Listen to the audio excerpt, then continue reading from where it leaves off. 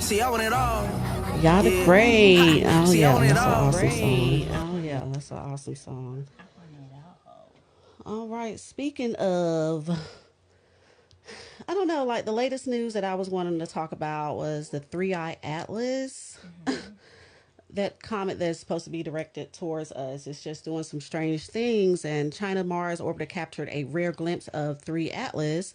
China's dramatic theory of Atlas images arrive alongside of electrifying solar storm update. And they feel like it could be both ancient and cutting edge. The moment sets the stage for revelations that reshape how we see interstellar visitors, stirring curiosity just like legends always did, inspiring a vibe both familiar and thrilling.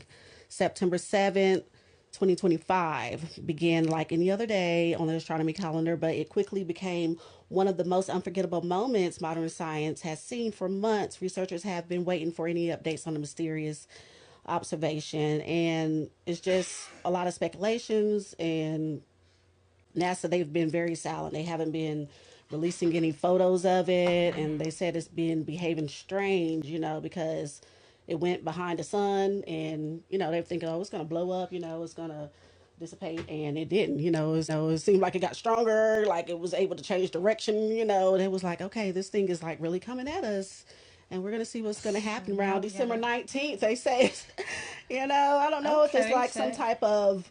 It's supposed to be a comet, but it's not doing comet things, Yeah.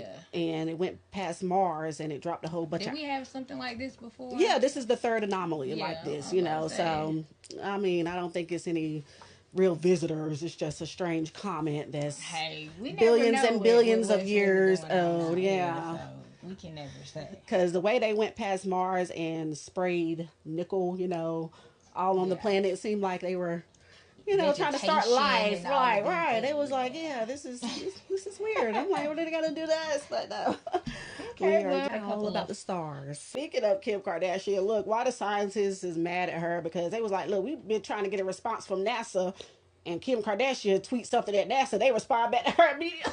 I was like, because she was just wondering what was going on with the eye, yeah. She And got pulled. they responded back to her immediately. I'm like, well, scientists, y'all better get on Kim Kardashian's side and send the questions over. Because Yeah, that's what I say. She need to change the world in that real is quick. They funny. answering to her. They They can't did even a- get back to the sciences. Right. They responded back to Kim real quick though. I was like, come on now. So Crazy. oh, to the moon. But which is collecting evidence, collecting data that would guide us as to the right answer, not pretending to know the answer in advance. Because the foundation of science is the humility to learn, not the arrogance of expertise.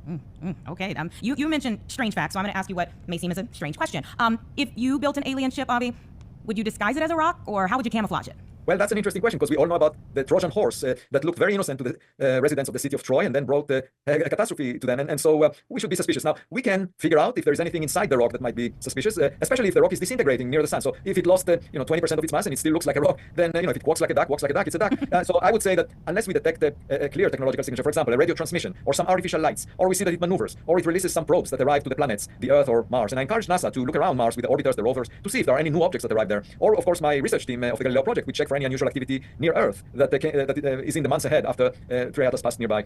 So if we don't see any of those technological signatures, and we do see the clear signatures of a comet, then it's a comet. Then I would remove any concerns about this particular object. But we should keep that possibility in mind for future visits as well. Okay, I want to circle back around to the cultural aspect of this before I let you go here. Back to Kim Kardashian. So she did get a response. Were you a little upset, or did it kind of come as a slap in the face that you did not get a response from NASA?